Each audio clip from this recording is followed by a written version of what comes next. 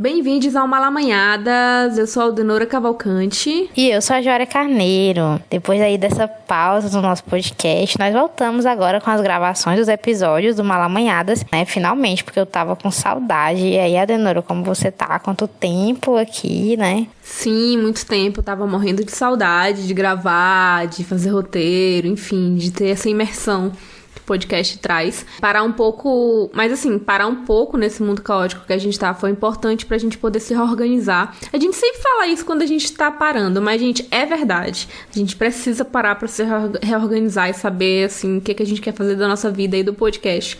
É muito importante. Enfim, reorganizar, fazer novos planejamentos e voltar pra cá, né? O que deixa a gente muito feliz, como a gente já falou no comecinho. Então, vamos lá. E é isso, né? É importante sempre se reorganizar, né? Pra voltar. E para marcar essa retomada, voltamos aí, né? No finalzinho do Setembro Amarelo, onde acontece a campanha anualmente voltada para a promoção de ações que falem sobre a prevenção do suicídio e que muito se aproveita para produzir conteúdo sobre saúde mental e transtornos mentais. Puxando esse tema que achamos muito importante debater aqui, queríamos falar hoje sobre estratégias de acolhimento e saúde mental da população negra. E para conversar sobre o assunto, estamos aqui com Joyce Silva dos Santos, psicóloga, psicanalista e ativista antirracista e LGBTQIA+.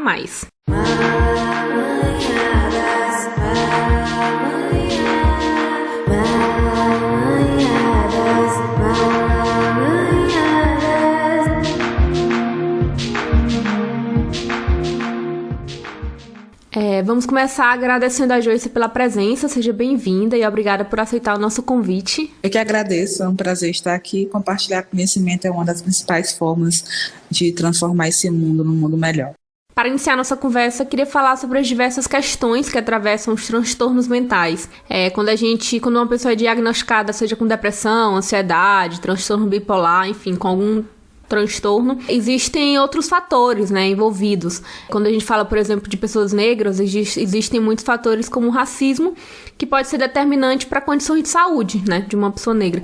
Como é que você vê essas interconexões, essas interseccionalidades dentro desses transtornos e, enfim, dentro desses acontecimentos? Qualquer profissional de saúde, qualquer área, médicos, nutricionistas, dermatologistas, psicólogos, psiquiatras, qualquer profissional de saúde que se nomeie, se reconheça e se autorize como profissional de saúde, que não reconheça o racismo como produtor de subjetividade e como produtor de adoecimento em países no contexto da diáspora, como é o nosso, né, um país que foi o último a abolir a escravatura, um país cuja desigualdade econômica entre pessoas negras e pessoas não brancas, né, e brancas é gritante.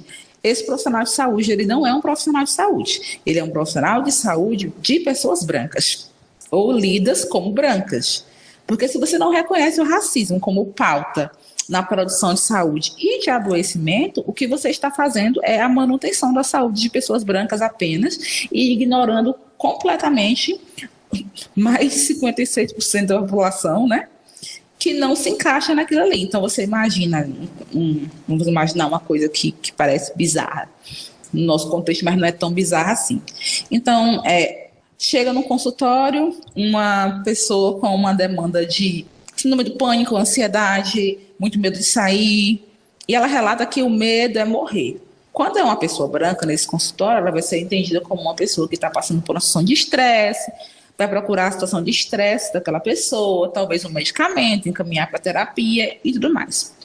Quando a pessoa negra chega a esse consultório, talvez possa se reproduzir esse mesmo modus operandi. Só tem uma questão muito fundamental que se está ignorando. A vida da pessoa branca é uma produção contínua de estresse. Só que não por ela ser branca, mas porque ela vive num mundo específico, né? Economia, não. Só que no caso da pessoa branca, o que produz estresse, aliás, no caso da pessoa negra, o que produz o estresse é ela ser negra. Nem um mundo que é extremamente racista. Então você imagina, tem um colega de graduação, estava fazendo um curso de graduação no Rio de Janeiro, e no local que ele morava, ele precisava pegar um metrô, 2 ônibus para ir e um metrô, 2 ônibus para voltar. E ele me relatou, após desistir da graduação, que ele era revistado 2 vezes na ida, e 2 vezes na volta, porque a polícia parava o ônibus porque estava dando batida procurando traficante, sei lá, e ele contou que teve uma vez que só foram revistados num ônibus lotado, ele e outro rapaz negro. A produção do adoecimento, ela se dá por uma vida continuamente marcada pela discriminação racial, o racismo, que produz uma série de fissuras na produção de subjetividade, na produção da noção de amor, na produção da noção de autoestima de pessoas negras. Estamos aqui com meus cachorros latindo loucamente, né? Enfim, então é importante entender que a vida da pessoa negra é uma constante sobrevivência, né? E aí essa constante sobrevivência coloca a gente no olho do furacão o tempo todo. Como, por exemplo, né, medos que permeiam a mente de uma pessoa negra, homem ou mulher, mas que não permeiam a mente de pessoas brancas. É uma coisa que até hoje eu não consigo me livrar. Eu não abro a bolsa em lojas onde eu não posso ser vista. Como assim, Ju? Você entra numa loja, sei lá, um Paraíba Importados, uma loja de roupa, qualquer loja. Americanas, entendeu? E aí, a Americanas está em todo lugar. Eu não abro a bolsa. Tipo assim, tô passando num corredor e aí eu olho para os lados. Não tem ninguém, em tese, me olhando. Porém, aquilo me gera um desconforto, porque se acontecer alguma coisa, eu não tenho testemunha. E esse tipo de sentimento e de conduta não é acidental, é produzido por uma sociedade que nos coloca no lugar de sempre suspeitos e que é tão perversa que deposita em nós mesmos a lógica de que nós temos que vigiar as nossas ações para que não sejamos confundidos com criminosos. Então, isso e várias outras circunstâncias graves, né, que acontecem no nosso cotidiano de pessoas negras. Isso gera uma série de estressores, né? E outro fator que eu acho que precisa de uma leitura interseccional é quando se fala de violência contra a mulher, né? É tudo muito plano, somos mulheres, vamos dar as mãos, sair correndo rumo ao sol. Não, gente, não é assim, né? Então, se você observar, normalmente, mulheres negras que estão em situações abusivas, e somos muitas mulheres negras em relacionamentos abusivos, elas querem que os seus parceiros mudem. Elas querem que esses parceiros voltem a ser o que eles eram no início da relação, ou que, mesmo os que nunca foram assim, um dia sejam assim, né? Porque nós estamos buscando aquele homem que nos trate com o mínimo de dignidade. E essa relação adoecedora, ela corrobora com a sociedade que fala que nós merecemos muito pouco. Então, se eu já achei um que aceitou casar comigo, sei lá, postar uma foto na rede social comigo, ter filhos comigo, eu já achei muito. Eu não posso deixar esse homem embora. Eu preciso fazer o possível, sei lá, até suportar, sei lá, que coisas, para que esse homem fique comigo. Ou para que esta mulher fique comigo, né? Porque isso não se aplica somente a relacionamentos que são heteronormativos, né? Tá cada relacionamento sapatão aí bizarro, reproduzindo lógicas heteronormativas, sendo extremamente racistas, né? E tudo isso, eu lembrei agora, falando de relacionamentos lésbicos, né? Das demandas de coloração vaginal, né? Chega muito na clínica, chega nas rodas de conversa, das mulheres negras, particularmente, ou inclusive das mulheres negras e das mulheres gordas também, né? Porque por vocês terem mais carne, aquela região fica um pouquinho mais abafada e aí acumula mais pigmento. Normal. Porém, né, reproduzindo as lógicas dos relacionamentos heterossexuais, muitas mulheres negras e gordas, ou negras também gordas, elas relatam, né, que parceiras começam a criticar os seus corpos na lógica do nojo.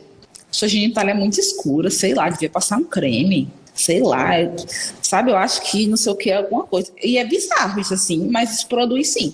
Então, se a gente conversar com um grupo de mulheres negras, sei lá, 10, talvez 8 ou 9, relatem medo de que seus parceiros ou parceiras tenham nojo das suas genitálias.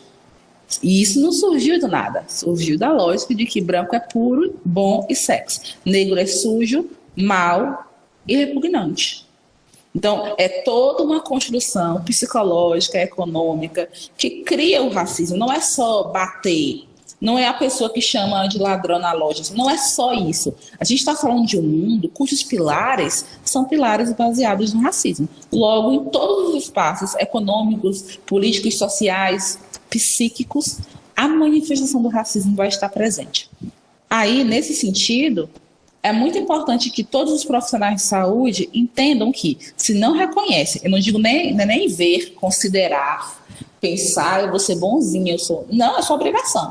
Se os profissionais de saúde não reconhecem que racismo é pauta de saúde mental, eles não estão fazendo saúde, não estão produzindo saúde mental para pessoas negras, eles estão produzindo apenas para pessoas brancas. E se esses profissionais estão produzindo uma saúde apenas para pessoas brancas, ele está, consequentemente, produzindo adoecimento para pessoas negras. Olha como isso é grave. Porque, ao negar que existe características específicas sobre pessoas negras, eu as ignoro. E eu não reconheço o sofrimento delas. E aí, vem os bordões, mulheres negras são fortes, muito fortes. Os homens negros não têm sentimentos, eles só pensam em sexo. Não é? As mulheres negras estão sexualmente sempre disponíveis, porque elas têm um fogo incrível. Olha, né? Que quando você animaliza, você desumaniza aquelas pessoas. Então, nesse sentido, eu acho que é nesse ponto principal que a gente precisa pensar. Saúde mental, ela é indissociável da questão social e política. Se qualquer pessoa conseguir dizer assim, não, eu sou profissional de saúde, eu não sou política, eu não discuto política. Assim, honestamente, vai a merda, né? Porque você está fazendo o quê? Se você, numa situação de violência, ignora a pessoa que é vítima de violência, você está do lado de quem é o violador. Então, esse negócio de gente que fala que é deboísta, sabe não que é deboísta, essa pessoa, meu Deus do céu. Então, não dá. Então, se profissionais não se posicionam dessa maneira, não é possível discutir saúde com eles e com elas. É preciso um outro olhar. Nossa, eu tô assim só escutando aqui e compreendendo muita coisa, sabe? Porque eu já tinha uma noção, assim, dessa questão da subjetividade e da gente trazer, né, esses pontos de cada pessoa na psicologia e na saúde mental. Mas isso que tu falou de que quando o profissional de saúde, ele ignora essa parte importante desse processo, ele acaba, né, se tornando um agressor também, foi bem forte. E aí eu queria que tu pudesse, assim, falar pra gente em relação a isso, né, como que a gente pode discutir algumas estratégias, né, de acolhimento para essa população que tem a saúde, né, afetada por essas questões, e como os profissionais de saúde que estão escutando esse podcast ou que têm interesse, né, em começar a trabalhar e estudar, né, essa questão, como que pode ser feito esse processo, né, como tu acha que pode ser feita essa discussão? Acerca da questão de como é que a gente acolhe pessoas negras nesse contexto de mundo que a gente está, é uma coisa bem séria, que não é brincadeira mesmo isso. Gente, a gente precisa de política pública. Só que não só de política pública. Eu tenho uma coisa que às vezes eu falo e o pessoal me leva a mal, mas eu vou tentar explicar aqui novamente. Não é que nós não devamos ser solidários e solidárias com o morador de rua que está passando fome, está passando frio, com a Dona Maria que não tem comida, a gente faz uma união aqui, que normalmente são mulheres e mulheres negras, levam uma cesta básica para a Dona Maria, aquela situação. Tudo isso é importante, tudo isso é extremamente necessário, mas em caráter emergencial. A gente vai passar a vida inteira em caráter emergencial. O caráter emergencial, ele tem que existir enquanto o caráter for emergencial. Mas a gente precisa estar se movimentando enquanto isso para mudar essa realidade. Porque a Dona Maria, ela não tem como ela ficar esperando que a gente leve uma cesta básica para ela. E eu não estou falando a Dona Maria ser acomodada, não. Eu estou falando a Dona Maria precisar de mais. De muito mais do que uma cesta básica. Ela precisa de dignidade humana. Ela precisa poder transitar com um transporte público de qualidade para talvez no final de semana ir na pracinha. Ir na pracinha, poder chupar um picolé, comprar uma roupa quando ela precisa, comprar um sapato, o mínimo. Então, essas questões da dignidade humana, elas são questões políticas. A gente está num momento social de muita glamorização dos atos solidários, né? Eu fico assim meio pensando, porque assim, quando você ajuda alguém, você tem que fazer um Reels, você tem que fazer um story. É muito estranho, não consigo compreender. Então, te importa ajudar a pessoa ou te importa quantos likes no seu reel que vai viralizar? Nossa, quanto você é bom, incrível. Aí você fala como foi emocionante ajudar aquela pessoa emergencialmente? Sim. Mas e o que levou aquela pessoa a ficar na miséria? Né? Por que a maior parte da população no Brasil, abaixo da linha da miséria, é negra? A gente está falando de racismo. Não, mas ninguém vai discutir isso não, porque tem que mover, isso aí vai mover a estrutura. Vamos dar uma cestinha básica, que resolve, e a gente fica com a consciência limpa, que deu uma comidinha ali pro pobre, e isso avança. Gente, isso não é suficiente. Para mudar as coisas do jeito que elas estão para uma outra coisa, que a gente espera que seja melhor, a gente tem que mexer nas bases sociais que criaram esse mundo. Uma delas, principal, é o racismo. Isso implica mexer em muitos privilégios. Por isso que incomoda. Então, para mudar esse cenário, a gente tem que investir em política pública. Só que não é uma coisa só de investir, não. A gente precisa de políticos e políticas ocupando os espaços de poder que sejam conscientes da questão racial e saibam o que estão fazendo. Não basta ser preta, não basta ser mulher. Tá? A gente precisa de pessoas que saibam o que estão fazendo, para produzir, aí sim, políticas públicas que vão distribuir renda, permitir acesso à moradia de qualidade, permitir acesso à saúde, à educação, para que a roda gire e novas histórias possam ser construídas e não fique repetindo aquela lógica infinita da miséria. Sobre os profissionais de formação, assim, durante muito tempo não tinha material na universidade acerca de pautas dos grupos chamados minoritários, né? Lembrando que são grupos minoritários não porque eles são menores em quantidade, mas são menores em acessos. Então, eles têm menos acessos do que os grupos maioritários, que são brancos, cisgêneros, né? Heterossexuais, né? E aí, esses profissionais precisam de formação. Só que a gente tem que diferenciar duas coisas. Isso é muito sério, gente. Foca aqui comigo. Existe a formação educacional e política e existe posicionamento político. São coisas diferentes, tá? Durante muito tempo, nós, ativistas de direitos humanos, achamos que era só uma questão de educação. Vou explicar para a pessoa racista, violenta, LGBT, que o que ela está fazendo é ruim. Quando ela entender que o que ela está fazendo é ruim, ela para.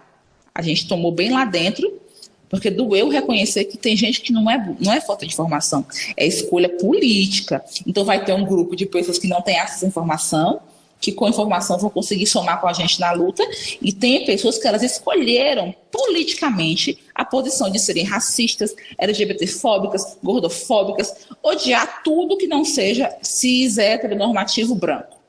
Então, a gente não vai perder tempo explicando coisa para esse povo bem aqui, ó, que é um ato, que é uma escolha política. Para eles, a gente vai criar leis, né, medidas socioeducacionais, formação dos grupos que estão em torno deles, para que eles fiquem fracos e não tenham força de causar mais problemas. E para o outro grupo, a gente vai ter também informação. Falou num ponto sobre questão de ter educação, moradia e tal. Interessante pontuar também que é muito de que quando a gente fala de saúde mental, a gente acha que são problemas, enfim, algo nesse sentido, só que também toda essa estrutura e essa base, que, enfim, é direito nosso, é direito da população, ela também interfere na saúde, né, na saúde mental. Você ter acesso a uma educação, você ter moradia, você ter todas essas questões básicas e, enfim, de direitos, elas acabam interferindo na saúde mental também, né? Então, meio que tudo tá interligado, né? E é uma rede de coisas que interferem, né? Sim, não há como separar. Esse é o nosso grande boom. Não tem como separar a compreensão de saúde das condições de salubridade que aquela pessoa vive. Porque a gente tem que começar a fazer perguntas. Tipo assim, o estudo tal comprovou que mulheres negras recebem menos anestesia que mulheres brancas. Isso é uma pesquisa. Aí a gente pergunta, por que mulheres negras recebem menos anestesia que mulheres brancas? Aí chegaram os mitos. Mulheres negras recebem mais, aguentam mais tempo de dor, mulheres negras são mais resistentes. Aí chegamos ao ponto de que os profissionais de saúde foram formados em uma sociedade e em espaços educacionais que veem mulheres negras como menos humanizadas. Aí andamos um pouquinho mais para trás, né? Que exames clínicos ginecológicos, cirurgias ginecológicas que nós hoje achamos normais, foram desenvolvidas com base em cirurgias sem anestesia em mulheres negras escravizadas. para que os seus criadores ganhassem prêmios de saúde como grandes cientistas. Então, isso não é acidental. A gente precisa fazer perguntas, para que as perguntas, eu lembrei do comercial da TV Futura, não são as respostas que movem o mundo. São as perguntas. São as perguntas. É a mesma coisa, são as perguntas que fazem a gente analisar o mundo à nossa volta. Quando a gente pergunta, a gente desnaturaliza, né? O que é natural? Natural fazer xixi. O que é desnaturalizar? Fez xixi amarelo demais. Por que meu xixi está amarelo? Tão amarelo assim? Eu desnaturalizei o xixi amarelo. Então, quando a gente pergunta, a gente tira aquilo ali do rol da naturalidade e transforma em uma questão. Em uma questão que nós devemos pensar sobre o que de acho que está acontecendo ali, né? E pensar como é que a gente resolve essas questões. Então, o questionamento é a mola propulsora para a gente entender por que as coisas estão assim. E para pensar qual é o mundo que a gente quer, qual é a saúde mental que a gente quer.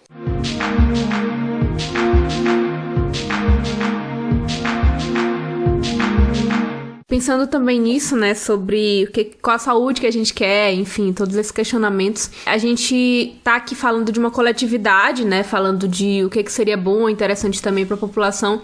Mas, assim, a gente sabe que a gente tem que olhar também, ter um olhar mais individualizado, né, sobre essas subjetividades. A gente sabe que esses tratamentos, enfim, todo esse cuidado, ele deve ser individualizado, que contempla essa subjetividade que a gente está discutindo.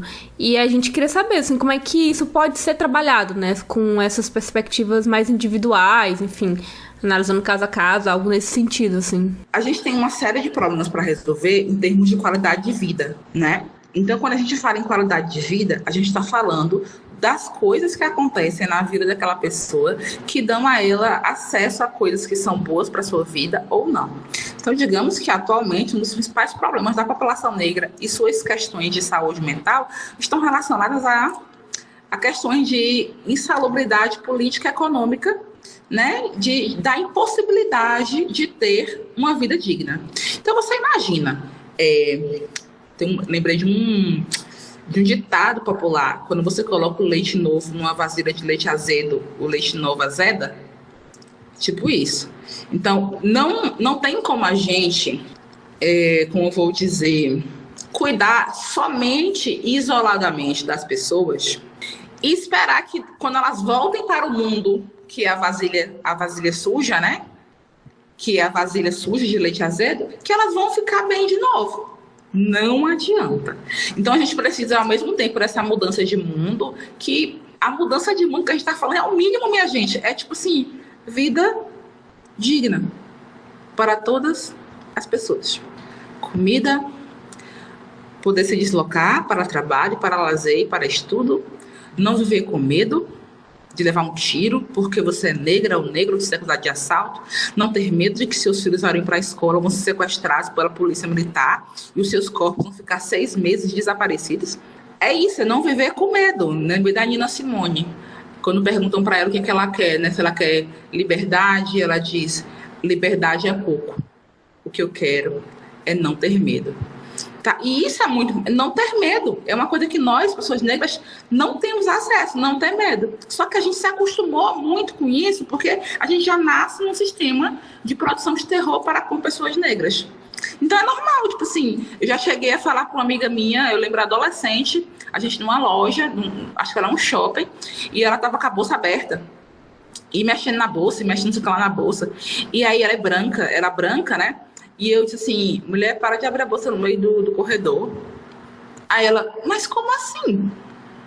E aí eu percebi que aquela subjetivação não existia para ela, só existia para mim, né? Então a gente está falando que a gente criou modos diferentes de criar vidas ou subvidas. Então, simultaneamente, assim como a questão de ajudar a Dona Maria com a cesta básica, tem que ter política pública para mudar o mundo, do mesmo jeito, a gente tem que ter uma política de revolução mundial, que pra gente é só a vida digna, tá, gente? Não é só a vida digna, parece pouco, mas é a vida digna. E aí, essa revolução da vida digna, ela vai poder, inclusive, disponibilizar a saúde pública com maior amplitude de acessos para a população negra. Para que ela tenha, por exemplo, quando a Dona Maria parar de sofrer porque ela não tem comida para os 5 filhos dela, porque o marido dela foi embora, porque que batia nela, porque ela tem sífilis que pegou do marido, né? Mas ela não pode falar porque ela nunca teve acesso a discurso sexual, para que quando tudo isso sanar, ela tiver comida, onde morar, tiver um ônibus para ir para algum lugar, não digo nem um carro, viu? Nem uma moto, estou falando um ônibus que fique no ponto, no horário dele, que a passagem ela consiga pagar, né? No mínimo. E quando tudo isso estiver assim resolvido, aí a Dona Maria possa falar das neuroses individuais, particulares dela, a sessão, como sempre atravessadas pela questão social e política, que isso não tem como separar. Mas agora ela não está com fome, entendeu? Ela vai falar de outras fomes, porque no meio do sofrimento, da angústia, a pessoa não consegue falar de fomes exatamente subjetivas. Ela está falando de fomes produzidas por um sistema de miséria. Então, o problema da Dona Maria é ela não ter o que comer. Sendo que esse problema não é da Dona Maria, é do mundo no qual a Dona Maria está. Então, quando não for a fome, a falta de lugar digno para morar numa casa digna, quando o mínimo, a vida digna, tiver ok, aí sim as outras demandas vão ser o foco, né? Sendo que o sistema de saúde prevê, sim, o atendimento individualizado para pessoas. A questão é que, né, as pessoas elas esquecem que o SUS, ele tem sim uma política de saúde mental. Esquecem que o SUS, quando ele é fragmentado, tem portarias canceladas, as verbas que são cortadas, as primeiras para a saúde mental, né? Porque a pessoa que tem condições, ela consegue pagar psiquiatra, ela consegue pagar um psicólogo numa sessão particular, mas às vezes, a maioria das vezes, a população mais carente, que a maioria é negra, não consegue pagar. Então, quando o SUS é fragilizado, é um ataque direto à tentativa de uma política de saúde de mudar o mundo, produzindo vida digna através de saúde mental e outros tipos de saúde. Muitas informações. Isso que tu falou, eu acho que eu trago até pra mim mesmo visões assim de pessoais mesmo, de várias paranoias que eu tenho e que, assim, só com algum tempo e com me aprofundando em estudar sobre negritude e afins, foi que eu fui perceber que essas coisas são paranoias que só a gente preta tem. Isso que tu falou de não abrir bolsa, eu não gosto nem de ir com bolsa pra americana, eu não gosto de andar com essas coisas, sabe? Porque eu morro de medo de, sei lá, eu tenho medo até assim, meu Deus, será que vai aparecer? Vão colocar alguma coisa dentro da minha bolsa e do nada vai vir um cara aqui e vai achar isso, sabe? Paranoia com questão até de vestimenta, sabe? Tipo assim, eu vou pra tal lugar. Aí eu olho assim, será que eu tô arrumado o suficiente? Meu Deus, eu vou chegar nesse lugar e as pessoas vão achar que eu sou, sei lá, uma bandida, alguma coisa, uma moradora de rua. Porque cabelo, sabe? E são coisas que maltratam a gente mesmo, aos pouquinhos, a gente que não percebe. Mas eu tenho muito dessas paranoias e coisas que me preocupam mesmo, sabe? De passar a noite antes de dormir, pensando várias angústias e várias situações, planejando ali o que você vai fazer para ser minimamente tratada como uma pessoa. E aí, agora que tá só caindo a ficha aqui, eu só, olha só, meu Deus, racismo. E isso é muito importante. Fiquei muito impactada.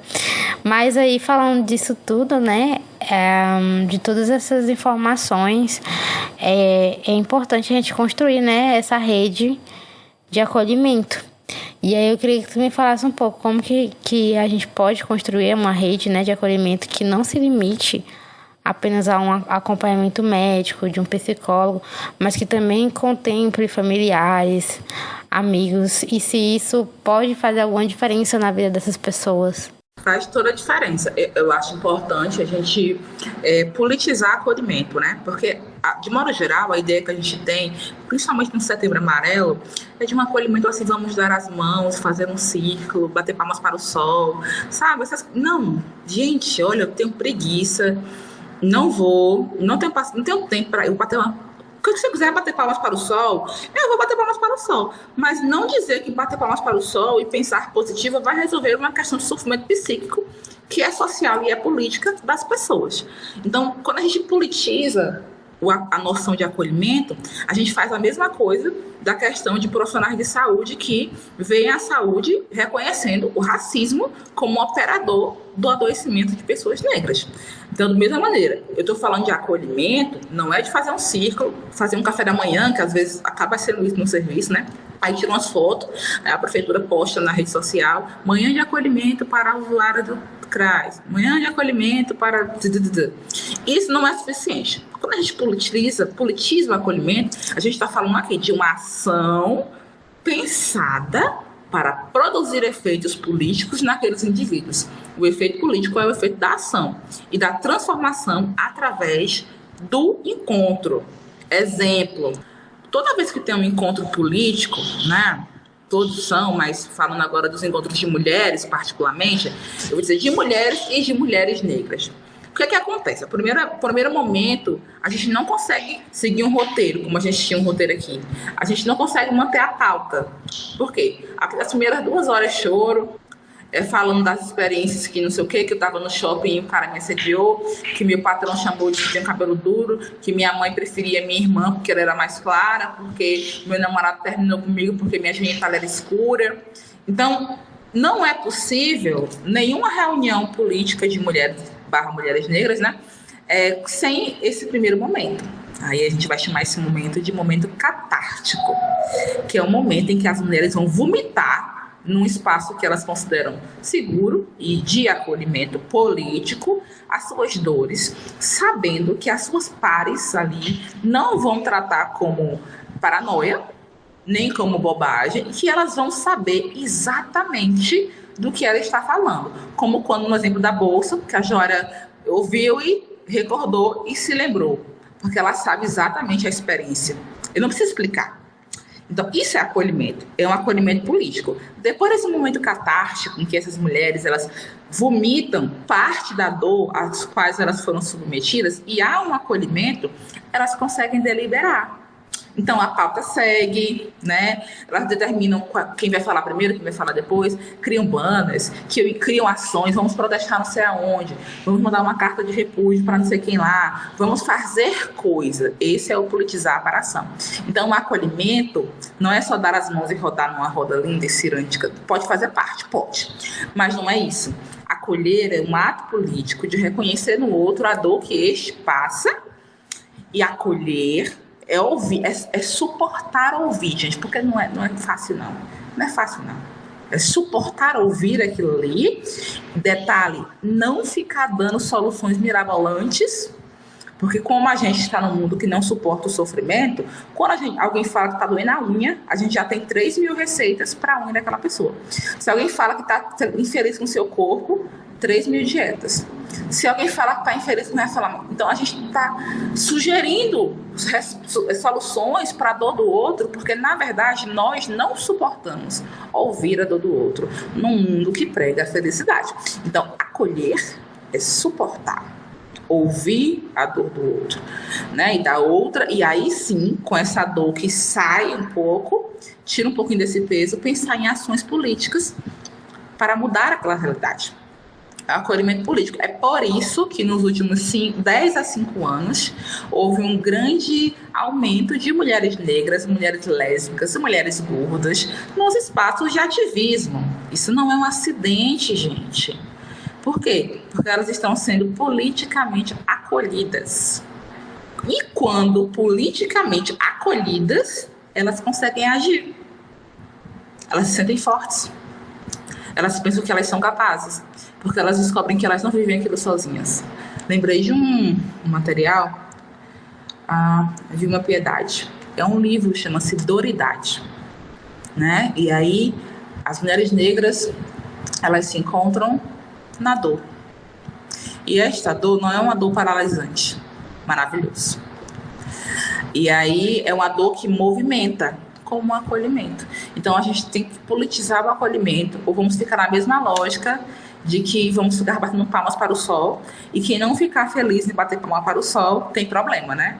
que é essa positividade tóxica, porque ninguém pode sofrer, que alguém tem que fazer um mantra, um yoga, alguma coisa assim, para parar de sofrer. Porque ninguém suporta ouvir ninguém sofrendo. Eu tô meio que paralisada um pouco. Eu acho que é isso, assim. Eu acho que meio que fechou muito bem, assim, tudo que a gente conversou aqui, o que tu falou. Não por ser a última pergunta do roteiro, mas meio que fechou, assim, tudo que a gente conversou. E é interessante esse pensamento do acolhimento, assim, sabe? Porque é isso, assim, quando tu fala que ninguém suporta a dor do outro, é isso. Muitas vezes você se dispõe a conversar com amigos também, né? Dar esse suporte para amigos que têm algum transtorno e tudo. E você não consegue, né? Escutar o outro e dar essa base, que muitas vezes só quer a escuta mesmo, assim. E às vezes, enfim, você não consegue dar isso e às vezes fica impaciente, às vezes não fala e meio que se afasta porque não consegue dar isso ao outro. E, enfim, achei um ponto muito interessante nesse sentido também. Enfim, só queria complementar isso porque eu achei importante, fiquei refletindo aqui sobre isso. Eu lembrei de uma coisa aqui, antes da Joélia falar, da questão da impossibilidade. Isso é sério. Nós, mulheres, estamos à frente de todos os movimentos de resistência no mundo. Vou dizer de novo que é muito importante. Nós, mulheres, estamos à frente de todos os movimentos sociais do mundo. Os que estão dizendo que nós não estamos à frente é porque tem algum homem ganhando mérito. Mas nós estamos lá. Isso não é de hoje. E aí, nós somos tomadas por uma demanda de resolução. A gente tem que resolver, meu Deus, eu tenho que resolver. Eu tenho que estar disponível 24 horas, porque 30 mil pessoas vão me ligar sofrendo, eu tenho que saber, eu tenho que não sei o que, eu tenho que entender que o ativismo e a luta, ele é um processo secular, né? A Marcha das Mulheres Negras, com o lema de 30 anos, né? O lema era Nossos Passos Vêm de Longe. Quando a Marcha das Mulheres Negras fala Nossos Passos Vêm de Longe, né? Tá dizendo que para que essas mulheres negras estivessem em marcha naquele momento, várias outras mulheres produziram, cada uma na sua possibilidade, grandes revoluções. E aí, isso nos realoca com o fato de que nós, e isso dói bastante, a maioria de nós não vai vivenciar as revoluções pelas quais nós lutamos. Isso é muito pesado, mas é isso. Então, a gente precisa entender que outras que vieram antes de nós também não vivenciaram as revoluções que elas lutavam. Mas é por causa dessas lutas que nós estamos aqui. E aí, isso é muito forte. A gente tem que discutir isso, porque ficam incutindo na gente que nós vamos mudar o mundo sozinhas e que tem que ser agora. E isso é muito pesado. E adoece as mulheres, porque somos nós que carregamos nos ombros essa luta toda. Então a gente precisa também fazer essa leitura para nos permitir não mais esse peso de adoecimento, porque adoece também carregar o peso da que vai resolver sozinha. A gente não resolve nada sozinha. Olha, eu não sei nem o que dizer. Porque eu tô muito reflexiva, sério. Eu tô, assim, pensando várias coisas. E não vou mentir que eu dei até uma desligada aqui na câmera, porque eu dei uma leve, assim, início de choro. De verdade. A tua fala foi muito importante, sabe? Eu acredito que esse episódio vai ser bem impactante para quem estiver ouvindo. Espero que vocês consigam receber essa mensagem da mesma forma que eu recebi. E não sei se a Altenora vai querer falar mais alguma coisa, mas eu gostaria muito, muito, muito, muito mesmo de te agradecer por tudo que você tem falado aqui, pela sua disponibilidade em conversar com a gente do Malamanhadas. Esse papo aqui, eu acho que inclusive foi não sei, assim, mas pra mim foi um dos episódios mais que eu já gravei nesses quase 2 anos de Malamanhadas, pra mim, mais fortes. E eu espero muito que tu tenha se sentido também bem recebida e acolhida por nós aqui, né, nessa conversa. E é isso, só agradecer mesmo, só agradecer. Eu que agradeço pelo convite, espaço, tá? Sempre que eu puder ajudar, estamos aqui. Como eu disse, É a troca de conhecimento que faz a gente andar para algum lugar. Nenhum conhecimento que está guardado por uma única pessoa vai levar ninguém a nada. Então é a troca e os encontros, através dos afetamentos que esses encontros causam, que faz com que a gente ande, né? E que a gente se conecte com outras coisas, até mesmo com a esperança, né? Porque a gente sabe que, para quem minimamente pensa, são tempos difíceis e a gente tem estado adoecidas e adoecidos, tristes não só porque as coisas estão acontecendo, mas porque isso é tão horrível que a gente está começando a achar que não tem como ficar melhor depois disso. Então, por isso que os encontros são importantes, como pessoalmente agora não dá, né? Um dia sonho em aglomerar novamente, desejo, a gente faz online, tá? Então, sempre que precisar e eu puder ajudar e colaborar com esse espaço, estamos aqui. Obrigada pelo convite. E sim, é sempre muito impactante para mim conversar com outras mulheres e mulheres negras, porque isso me lembra do que eu estou fazendo aqui. Então, toda vez que eu falo sobre, eu me lembro do que eu estou fazendo aqui. Por isso que é tão importante. A gente está se encaminhando para o fim do episódio. Eu também queria agradecer a Joyce por estar aqui, por conversar com a gente e também por tudo que falou, assim. A gente sai muito reflexiva dentro de todas as questões que a gente escutou. Muito mais escutou do que falou, porque, enfim, aqui foi mesmo um espaço de escuta pra gente do Malamanhadas. E é isso, Joyce, muito obrigada.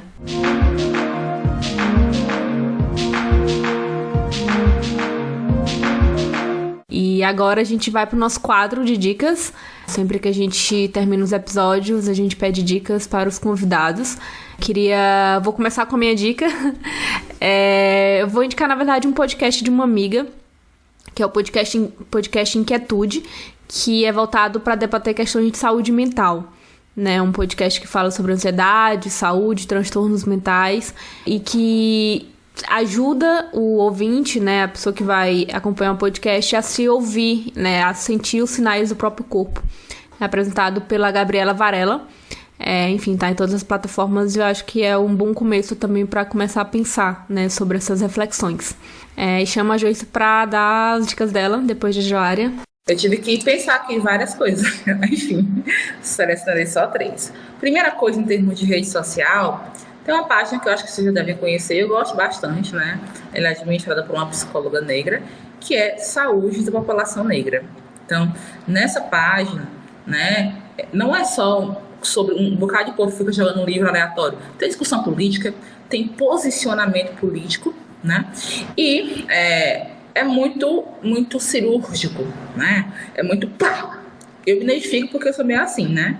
Então, é uma página muito potente em termos de rede social, nos cabe sim acompanhar, porque é todo de uma bomba, para quem pensa, para quem se importa com o mundo que a gente está vivendo e com a saúde mental, é tudo de uma bomba. E a página é sobre saúde mental da população negra. Inclusive, várias vezes a psicóloga que administra, alguém comenta assim, em algum comentário, né?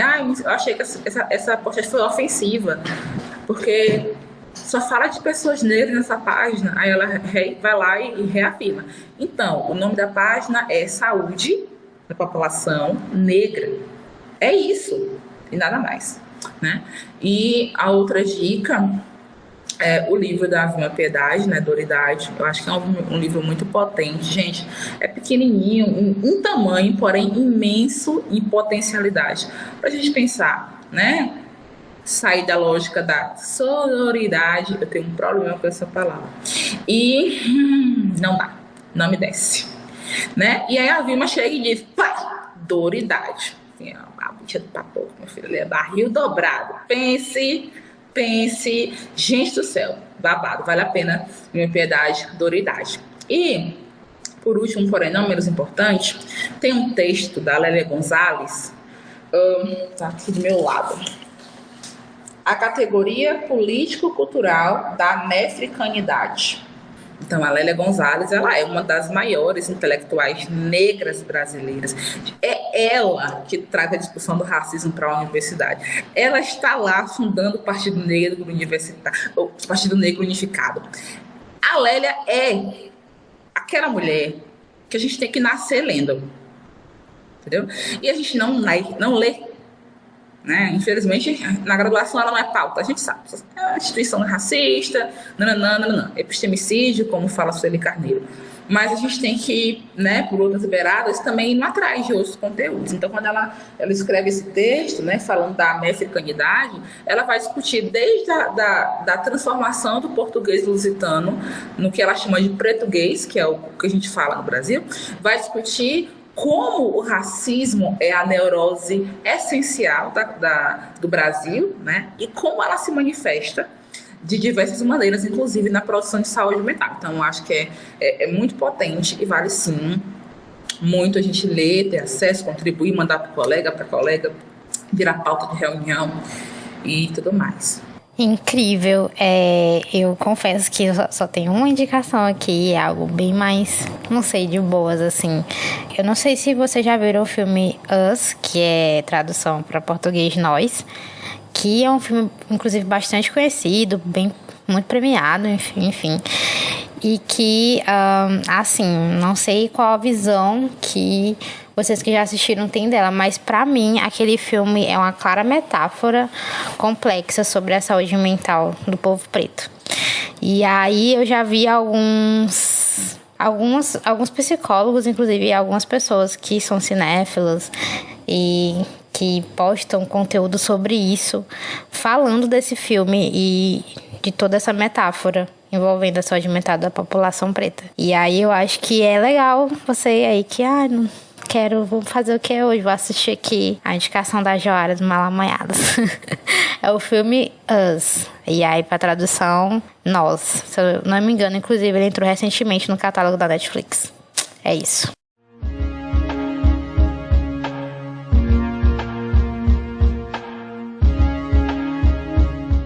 Chegamos ao fim do Malamanhadas, agradecemos sua companhia até aqui, mas antes de terminar esse episódio, tem um convite para fazer para vocês. Para quem ainda não viu nas nossas redes, ou quem viu e ainda não se inscreveu, estamos promovendo em parceria com a Coa Educa o curso de produção e edição de podcast, que acontecerá nos dias 30 e 31 de outubro, e gostaríamos de convidar vocês, enfim, que têm vontade de criar o próprio podcast, né, de tirar a ideia do papel.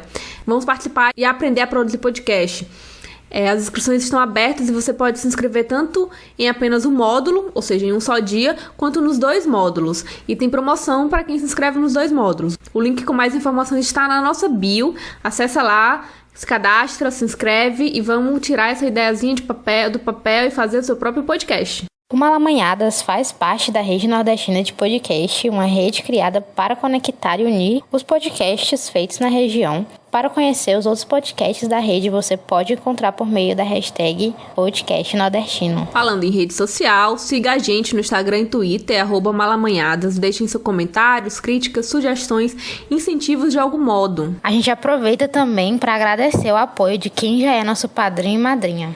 Iana Martins, Leônidas Filho, Lucas Veloso, Mayara Cristina, Pablo Cavalcante, Pedro Vilela e Estênio Everton.